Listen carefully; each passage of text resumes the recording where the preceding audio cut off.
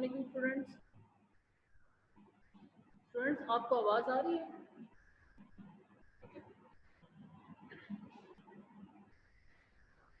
Student, आपके statistics के lecture का टाइम होता है, तो हम टॉपिक की तरफ मूव करते हैं कि हम आज के टॉपिक में क्या पढ़ेंगे। सबसे पहले तो आप स्टूडेंट क्लियर कर दें कि आपको आवाज़ का कोई इशू तो नहीं है, आवाज़ आपको स्लो आ रही है या आवाज़ आ रही है आपको क्लियर है, तो ओके का मैसेज आप मैसेज कर दें हमें चैट में। चैट ओपन करें, वहाँ पे ओके का मैसेज आप राइट कर दें।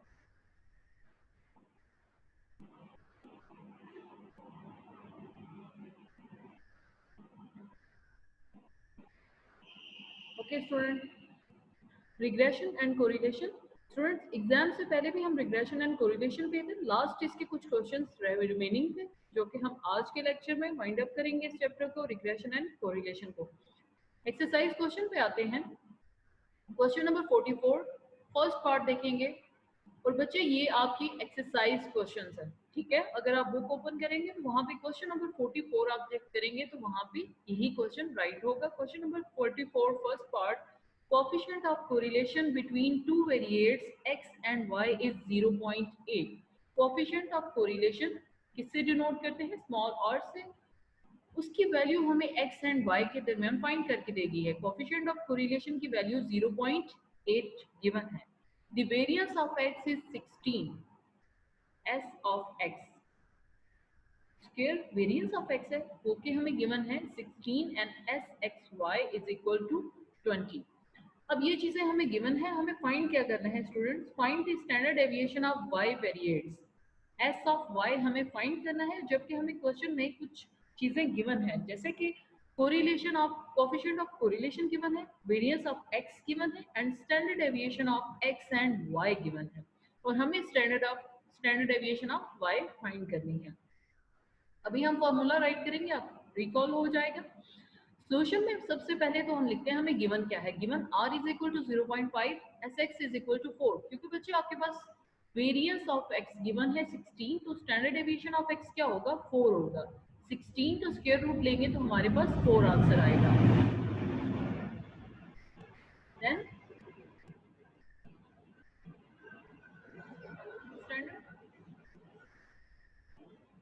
standard deviation of x and y that is equal to 20 and s of y standard deviation of y हमें फाइंड करनी है।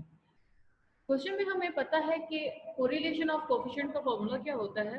r is equal to sxy over sx into sy। Formula लिख दिया। Then हमें sy चाहिए, तो बच्चे denominator में sy हम लेफ्ट साइड पे मूव कर देंगे और लेफ्ट साइड पे हमारे पास जो r है इधर मल्टीप्लाई हो रहा है और दूसरी साइड पे जाके डिवाइड हो जाएगा। सो हमारे पास फॉर्मूला क्या बनेगा? sy is equal to sxy divided by r into sx। Clear? Values को पुट करते हैं। sy is equal to 20 divided by 0.8 into 4। ये तीनों वैल्यूज हमें क्वेश्चन में गिवन है। ठीक हो गया? वैल्यू को पुट किया तो हमारे पास स्टैंडर्ड डेविएशन ऑफ y किसकी इक्वल आ गया? 6.25। नेक्स्ट सेकंड पार्ट में हम चलते हैं। Question number 44 second part, if the coefficient of correlation between x and y is -0.75। Same उसी क्वेश्चन की तरह हमें कोरिलेशन कोएफिशिएंट गिवन है। The standard deviation of y is 5। अब हमें student standard deviation of y given है and sum of x minus x bar into y minus Y bar is equal to -15 divided by n। Standard deviation of x y नहीं given, जबकि हमें product of sum of product of x और difference दिया गया है उनके mean से, mean deviation ली गई है। ठीक हो गया? जो कि हमारे पास है -15n। What will be the standard deviation of x series? हमें standard deviation of x series find करना है। तो गिवन पहले हम लिखेंगे r is equal to -0.75। Correlation coefficient given है sy is equal to 5 and sx हमें फाइंड करना है। s sum of x minus x bar into y minus Y bar that is equal to -15n। जबकि हमें पता है students कि sxy standard deviation of xy हम किस तरह से फाइंड करते हैं? Sum of x minus x bar into y minus Y bar divided by n। उसको n के साथ हम डिवाइड करेंगे। सो वैल्यूज को जब हमने पुट किया -15n divided by n, n के साथ कैंसिल, देन हमारे पास sxy किसके इक्वल आ गया? -15। हमारे पास sxy भी गिवन है, sy भी गिवन है। अब हमने सिंपली sx को फाइंड करना है। सेम फर्स्ट पार्ट की तरह हम फॉर्मूला पुट करेंगे कोएफिशिएंट ऑफ कोरिलेशन का, r is equal to S X Y over S X into S Y. अब स्टूडेंट हमें चाहिए एस एक्स, तो एस एक्स को हम मूव करेंगे लेफ्ट साइड पे एंड आर को मूव करेंगे राइट साइड पे, और आर मल्टीप्लाई हो रहा है तो दूसरी साइड पे जाके डिवाइड हो जाएगा। वैल्यूज को पुट करते हैं, S X is equal to -15 over -0.75 into 5, minus minus के साथ कैंसिल, देन इसको सॉल्व करने पर हमारे पास एस वाई किसके इक्वल आ जाएगा, 4 के इक्वल आ जाएगा। क्लियर, हमें standard deviation of y find करनी है, हम फॉर्मूला कोएफिशिएंट ऑफ कोरिलेशन का लगाएंगे, उसमें वैल्यूज को जब पुट करेंगे तो हमारे पास स्टैंडर्ड डेविएशन ऑफ y का आंसर आ जाएगा, that is equal to 4। Third part को देखते हैं students, from the following information calculate the number of items for which r is equal to 0.5, r हमें क्या गिवन है 0.5, and sum of x minus x bar into y minus y bar that is equal to 120। Same second part की तरह कुछ values हमें given है, लेकिन बच्चे हमने फाइंड क्या करना है वो देखते हैं। Standard deviation of y series is equal to 8, standard deviation of y भी हमें गिवन है s of y, and sum of x minus x bar square is equal to 90। Some calculations हमें कैलकुलेट करके दे गई हैं, लेकिन अगर हम क्वेश्चंस को देखें तो स्टार्ट में ही हमें उन्होंने कहा है कि हमने कैलकुलेट करना है number of items. Number of items क्या होगा, स्मॉल एन, हमें स्मॉल एन की वैल्यू फाइंड करनी है, और r sum of x minus x bar y minus Y bar and standard deviation of y bar and sum of x minus x bar square हमें given है। ठीक हो गया। तो स्टूडेंट्स सबसे पहले तो हम गिवन जो हमें है वो हम चीजें लिखेंगे, r is equal to 0.5 and s of y standard deviation of x y हमें गिवन है 8। तो वेरिएंस हम किस तरह से फाइंड करेंगे, 8 का स्क्वायर ले लेंगे तो हमारे पास 64 आ जाएगा। Sum of x minus x bar into Y minus Y bar given है 120 and sum of x minus x bar square is equal to 90। ये वो चीजें हैं जो हमें क्वेश्चन में गिवन है। सबसे पहले तो हमने इनको राइट कर दिया, ठीक हो गया। हमें चाहिए स्मॉल n फाइंड करना, उसके लिए हम क्या फॉर्मूला यूज करेंगे। सबसे पहले तो देखिए बच्चे, यहाँ पे आपके पास sum of x minus x bar into Y minus Y bar given है, sum of x minus x bar square भी गिवन है। इसका मतलब ये कि हमें sum of x minus Y bar square निकालना है। उसके लिए हमें एस वाई गिवन है ऑलरेडी, एस वाई स्क्वायर, उसके लिए हम उसके फॉर्मूले में वैल्यूज को पुट करते हैं। थोड़ा सा समझना है आपने इस बात को।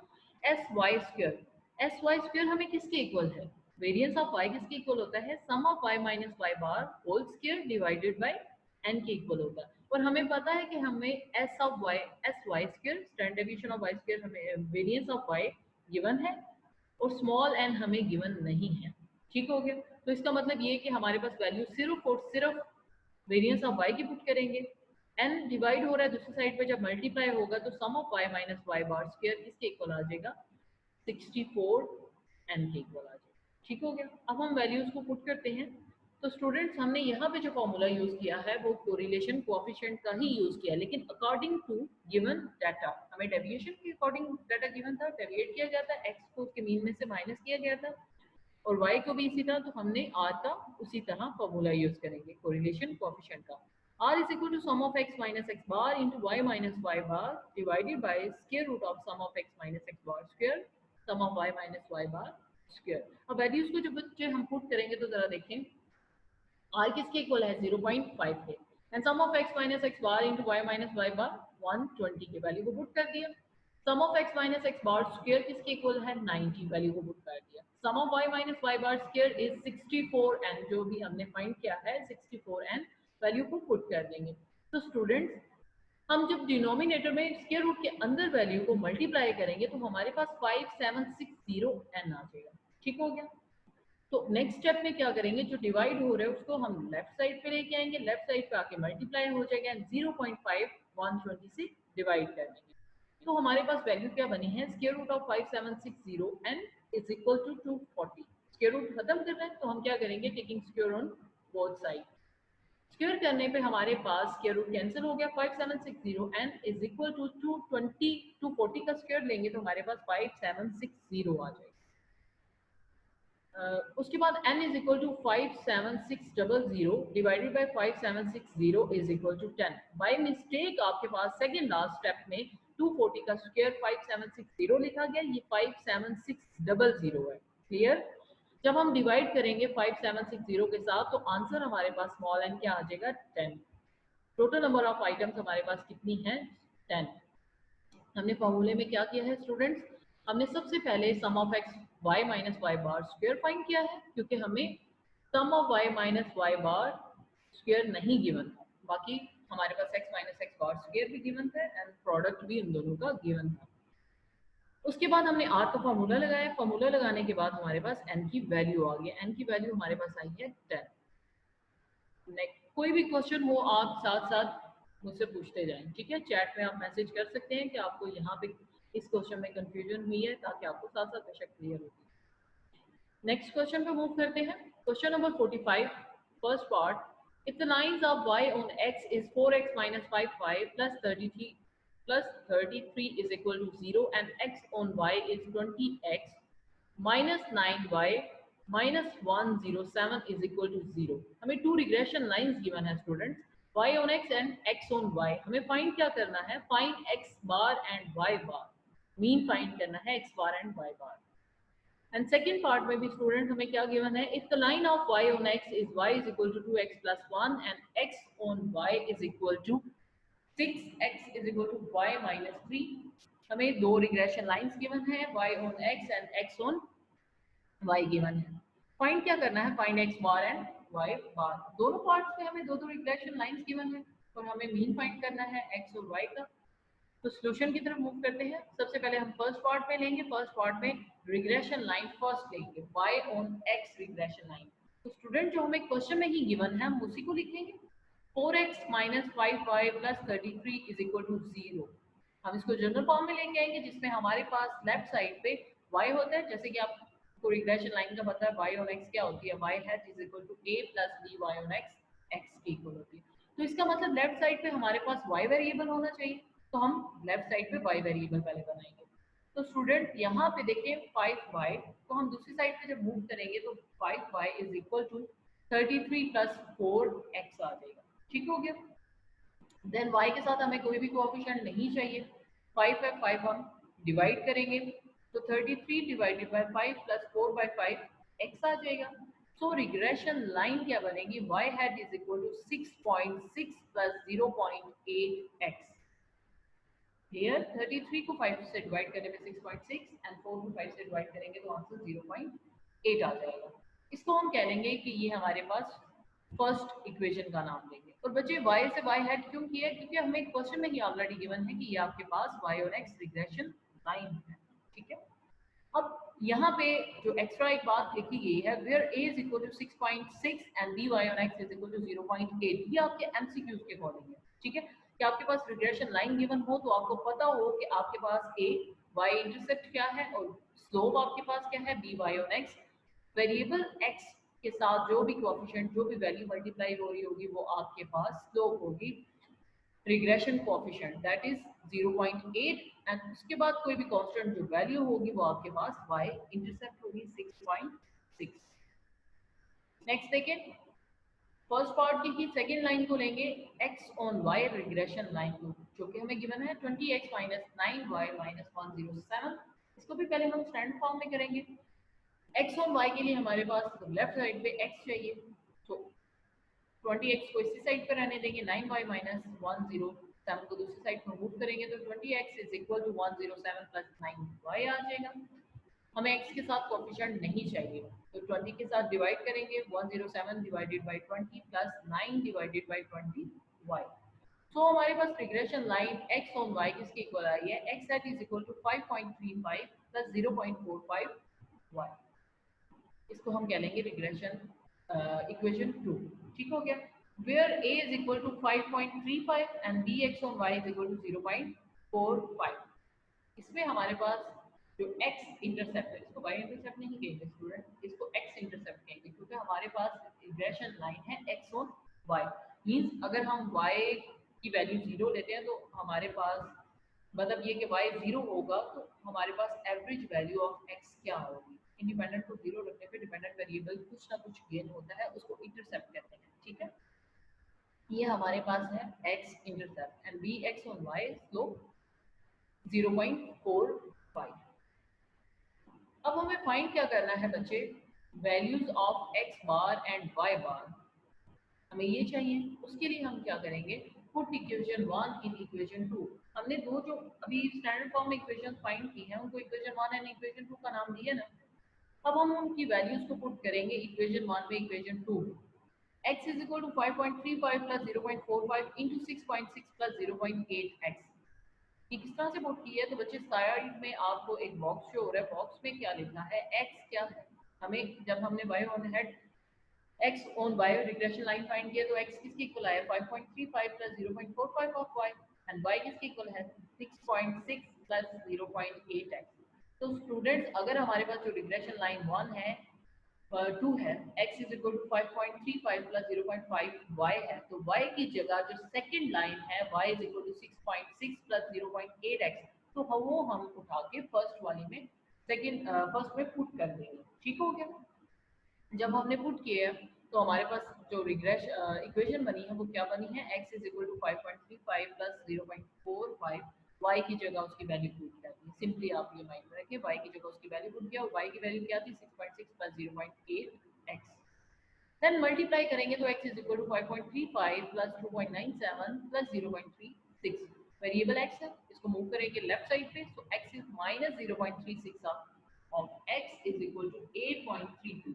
5.35 में 2.97 को ऐड कर देंगे। तो स्टूडेंट जब x माइनस 0.36x करेंगे तो इसका मतलब ये कि x का कोफिशिएंट क्या है 1, 1 माइनस 0.36 करेंगे तो वैल्यू क्या आ जाएगी 0.64, 7x आ जाएगा, is equal to 8.32। x is equal to 8.32 divided by 0.64, so answer is 16, 13। x is equal to 13 और इसको हम क्या कहेंगे x बार। लास्ट क्वेश्चन में भी हमने इस बात को डिस्कस किया था कि हमारे पास ये क्या होंगे, ये हमारे पास x बार होगा मीन, क्योंकि since regression line passes through mean points x bar and y बार। ये आपको इसकी प्रॉपर्टीज में भी मैंने आपको करवाया था कि रिग्रेशन लाइन पास करती है थ्रू हमारे पास मीन पॉइंट्स, और मीन पॉइंट्स का होंगे x बार एंड y बार। इसका मतलब ये कि आपके पास जो भी x और y का पॉइंट होगा वो उसका हमारे पास मीन पॉइंट होंगे। तो x की वैल्यू आई है 13, सो हम इससे क्या कहेंगे, ये हमारे पास x बार है, मीन ऑफ x। हमें फाइंड y बार भी करना है। सो नेक्स्ट में देखें बच्चे, put values of x bar, value of x bar in equation 1। x बार आ गई वैल्यू, उसको इक्वेशन 1 या 2 में किसी में भी आप वैल्यू को पुट कर सकते हैं। y is equal to 6.6 plus 0.8x, y is equal to 6.6 plus 0.8 into 13, value को पुट किया, सो y इज इक्वल टू 17। इसका मतलब ये कि y बार हमारे पास क्या है 17, और साथ क्या स्टेटमेंट दी गई, regression line passes through mean points x bar and y bar. Clear student, कोई भी कंफ्यूजन हो कहीं पे भी तो आप पूछ सकते हैं। अगेन हम इसका सेकंड पार्ट करेंगे तो आपको जो चीज़ें कहीं पे कंफ्यूज कर रही होंगी तो वो क्लियर हो जाएंगी, अगर नहीं क्लियर होती तो आप साथ क्वेश्चन कर सकते हैं। सेकंड पार्ट, रिग्रेशन लाइन लेंगे, y on x regression line हमें गिवन है y is equal to 2x plus 1, ये ऑलरेडी हमें इसी फॉर्म में गिवन है, तो y hat is equal to 1 plus 2x। Equation 1 क्या लेंगे, इसमें a हमारे पास क्या है, y इंटरसेप्ट वो 1 है, और b y ऑन x तो क्या गिवन है 2। फिर x on y regression line क्या गिवन है 6x is equal to y minus 3, तो हमें क्या चाहिए, हमें लेफ्ट साइड पे जस्ट x चाहिए, 6 से डिवाइड करेंगे तो हमारे पास minus 3/6 plus 1/6y। x head regression line x और y किसके इक्वल आ जाएगी माइनस 0.5 प्लस 0.1667 ऑफ y, तो क्या कहेंगे equation 2, where a is equal to minus 0.5 and bx on y is equal to 0.1667। हमारे पास जो x इंटरसेप्ट आया है वो माइनस 0.5 है and bx on y slope क्या है हमारे पास 0.1667। हमें फाइंड क्या करना है, x बार y बार चाहिए, the values of x bar and y bar। Same like जिसका हमने फर्स्ट पार्ट में किया है कि इक्वेशन 1 को इक्वेशन 1 को इक्वेशन 2 में पुट करेंगे। x is equal to minus 0.5 plus 0.1667, साथ y है तो y की जगह उसकी वैल्यू को पुट कर देंगे, जैसे कि बॉक्स में आपको शो हो रहा है y की वैल्यू क्या है 1.1 प्लस 2x, वैल्यू को पुट किया 1 प्लस 2x, देन मल्टीप्लाई करेंगे x is equal to minus 0.5 plus 0.1667 plus 0.33x, left side पे मूव कर देंगे x वेरिएबल को, 1 माइनस 0.33 करेंगे तो हमारे पास क्या आ जाएगा 0.667x, एन माइनस 0.5 प्लस 0.1667 करेंगे तो माइनस 0.3। एक्स की वैल्यू क्या आ जाएगी माइनस 0.5। तो मीन ऑफ एक्स बार क्या हो जाएगा, मीन हमारे पास एक्स क्या, मीन ऑफ एक्स क्या होगा माइनस 0.5, क्योंकि रिग्रेशन लाइन कहाँ से पास करती है फ्रॉम मीन पॉइंट। सेम हम वैल्यू ऑफ एक्स बार को पुट करेंगे किसी भी इक्वेशन में, इक्वेशन 1 में पुट करेंगे 1 प्लस 2x है, इक्वेशन 1 वैल्यू को पुट करेंगे माइनस 0.5, तो y बार जो हमारे पास मीन आ जाएगा, मीन ऑफ y वो 0 के इक्वल आ जाएगा। Clear, regression line passes from mean points x bar and y बार। कोई भी कंफ्यूजन हो बच्चे, आप रिग्रेशन लाइन को लेके मीन फाइंड करेंगे, mean of x and mean of y, तो कोई कंफ्यूजन है तो आप क्वेश्चन कर सकते हैं। नेक्स्ट मूव करते हैं। Question number 46. From the following data, compute the regression coefficients and correlation of coefficients and interpret them. बच्चे हमें क्वेश्चन में डाटा गिवन है, हमें रिग्रेशन कोएफिशिएंट फाइंड करने हैं। रिग्रेशन कोएफिशिएंट्स क्या हैं, b x on y and b y on x. Coefficients का वर्ड यूज कर रहे हैं ना, तो इसका मतलब ये है कि हमें दोनों रिग्रेशन कोएफिशिएंट्स फाइंड करने हैं, b x on y b y on x, and correlation of coefficient. ठीक है, कोएफिशिएंट ऑफ कोरिलेशन फाइंड करना है यानी कि आर, एंड इंटरप्रेट देम, हमें उसके बाद उसकी इंटरप्रिटेशन भी करनी है कि इसका मतलब क्या है इन वैल्यूज का। सो डाटा को देखते हैं। एक्स क्या गिवन है -5 -3 -1 0 1 3 एंड 5। वाई किसके इक्वल है 25 9 1 0 1 9 25। तो बच्चे अगर देखा जाए तो x और y की दोनों की वैल्यूज आपस में एक लिंक रखनी है। देखें आप x की वैल्यूज हैं तो x की वैल्यूज -5 है, उनका स्क्वायर करेंगे तो 25 आएगा। x की वैल्यू -3 है, -3 का स्क्वायर करेंगे 9, तो इसका मतलब ये कि हर एक वैल्यू x का स्क्वायर करेंगे तो हमें y फाइंड हो जाएगा। ठीक है, इस बात को हम अगेन लास्ट पे डिस्कस करेंगे। सबसे पहले तो आपको ये डाटा गिवन है, हम डाटा से coefficient of correlation and regression coefficients find करेंगे। सॉल्यूशन की तरफ आते हैं। x की वैल्यूज लिखी, हमें x चाहिए रिक्वायर्ड, तो सम ऑफ x करेंगे तो आंसर इज 0। एंड y की वैल्यूज लिखी, सम करने में हमारे पास सम ऑफ y किसके इक्वल आ गया 70 के इक्वल। x स्क्वायर करेंगे, x की हर एक वैल्यू का स्क्वायर करते जाएंगे तो -5 का square 25 -3 square 9 -1 square 1 0 square 0 up to so on 5 square 25। x square sum of x square किसके इक्वल आ जाएगा हमारे पास 70 के इक्वल। हमें y स्क्वायर भी चाहिए वेरिएबल, सो y की हर एक वैल्यू का स्क्वायर करेंगे। 25 square is 625, 9 square is 81, 1 square is 1 and 0 square is 1, 1 square is 1, 9 square is 81 and 25 square is 625। तो स्टूडेंट हमें y स्क्वायर भी चाहिए, सम उसका, तो हम इस पूरे कॉलम को सम करेंगे, ऐड करेंगे, तो हमारे पास सम क्या आ जाएगा, sum of y square is 1414। x and y की वैल्यूज को मल्टीप्लाई करेंगे, -5 into 25 that is equal to -125, -3 into 9 that is equal to -27, -1 into 1 that is equal to -1, 0 into 0 1 into 1 1, 3 into 9 is 27, 5 into 25 is 125। तो सम करने पे हमारे पास x y किसके equal आ गया 0 के इक्वल आ गया। कैलकुलेशन सारी कंप्लीट है रिग्रेशन कोएफिशिएंट्स के लिए भी और उसके बाद r के लिए भी। अब हम वैल्यूज को पुट करेंगे। सबसे पहले तो हम रिग्रेशन कोएफिशिएंट्स फाइंड करेंगे, by on x का फॉर्मूला क्या यूज करेंगे, n sum of x y minus sum of x sum of y divided by n sum of x square minus sum of x whole square। इसका formula है जो आपको mind में रखना है, याद करना है आपने। ठीक है, वैल्यूज को पुट करते हैं। तो student small n number of observation total कितनी है 7, वैल्यू को पुट किया 7 into 0 sum of x y is 0 minus sum of x sum of x is 0 and sum of y is 70, then 7 into 70 sum of x square is 70 minus 0 square। तो answer हमारे पास by on x का क्या आ जाएगा solve करने पर 0। x on y भी हमें चाहिए, x on y के फॉर्मूला पुट करेंगे तो बच्चे सिर्फ और सिर्फ डिनोमिनेटर में चेंज आएगा। डिनोमिनेटर में आपके पास x on y है, लास्ट पे y वर्ड आ रहा है, तो मतलब ये याद करने के लिए x on y है तो आपके डिनोमिनेटर में y वेरिएबल इंक्लूड होगा। Just n sum of y square minus sum of y whole square. Values को स्टूडेंट हम पुट करते हैं तो देखिए जरा वैल्यूज को पुट करने पर हमारे पास अगेन वी एक्स और वाई जीरो के इक्वल आए। रिग्रेशन कोएफिशिएंट्स बोथ का आंसर हमारे पास जीरो है। ठीक हो गया। अब हम चलते हैं कोरिलेशन कोएफिशिएंट की तरफ। आर एक्स ऑन वाई, उसका फॉर्मूला क्या है? N sum of x Y minus sum of x sum of y. Numerator same है रिग्रेशन कोएफिशिएंट्स की तरफ, सिर्फ डिनोमिनेटर में चेंज आएगा। स्क्वायर रूट लेंगे और उसके अंदर जो दोनों वेरिएबल्स आएंगे एक्स और वाई दोनों इंक्लूड होंगे।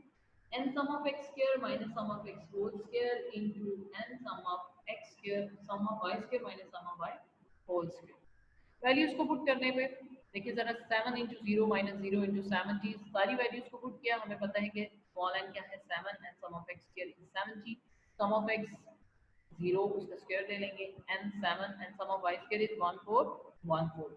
वैल्यू को पुट किया minus sum of y whole square sum of y is 70 उसका स्क्वायर ले लेंगे। सॉल्व करने पे हमारे पास जो बच्चे आर एक्स और वाई आया है वो जीरो के इक्वल आया है। क्यों? क्योंकि 7 को जीरो के साथ मल्टीप्लाई करो जीरो, जीरो को 70 के साथ मल्टीप्लाई करो जीरो, जब जीरो को किसी भी वैल्यू के साथ आप डिवाइड करेंगे तो आंसर इज जीरो।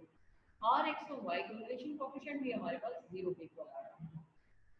तो स्टूडेंट जरा देखें, since b y on x is equal to b x on y is equal to r x on y is equal to, मतलब ये कि हमारे पास जो कोरिलेशन कोएफिशिएंट है और उसके बाद रिग्रेशन कोएफिशिएंट्स हैं, इन तीनों का आंसर जीरो के इक्वल है। In this situation, y depends on x, that is y is equal to x square, which means that x and y are dependent. इस स्टेटमेंट का क्या मतलब है जरा देखें। हमें जब डाटा मैंने आपको दिखाया था तो बच्चे डाटे में मैंने आपको बताया ना कि हमारे पास जो y है, y की वैल्यू वो हमेशा x का स्क्वायर करेंगे तो हमारे पास y वेरिएबल आ रही है। अगेन मैं आपको दिखा देती हूँ,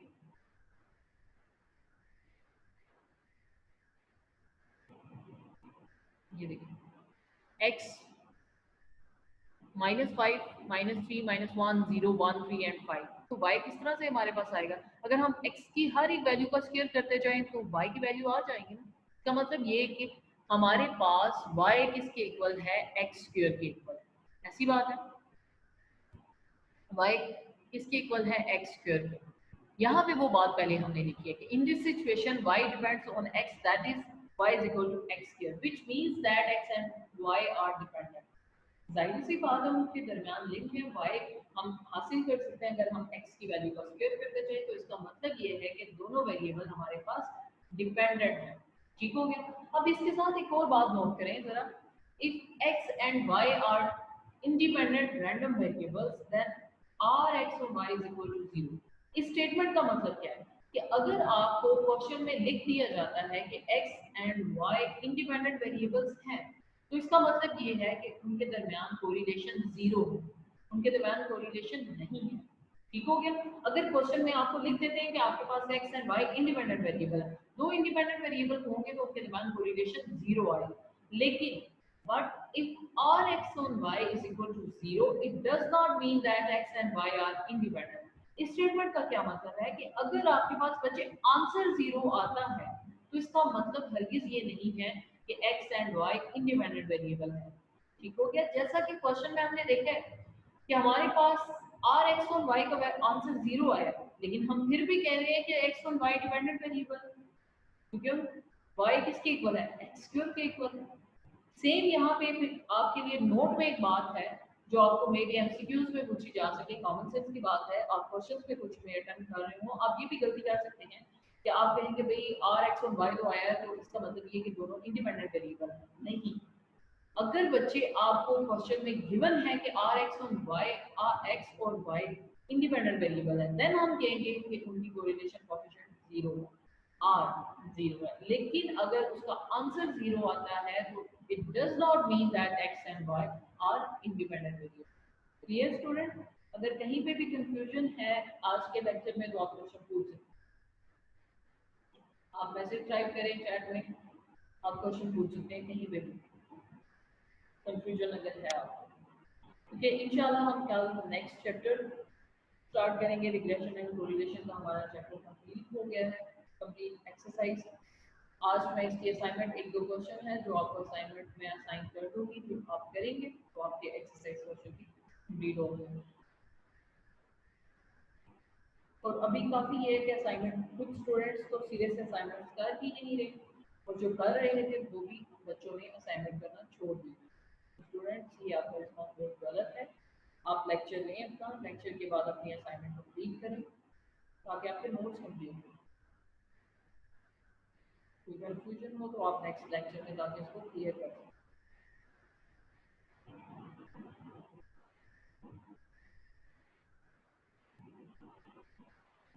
कोई भी कन्फ्यूजन है तो आप क्वेश्चन करें।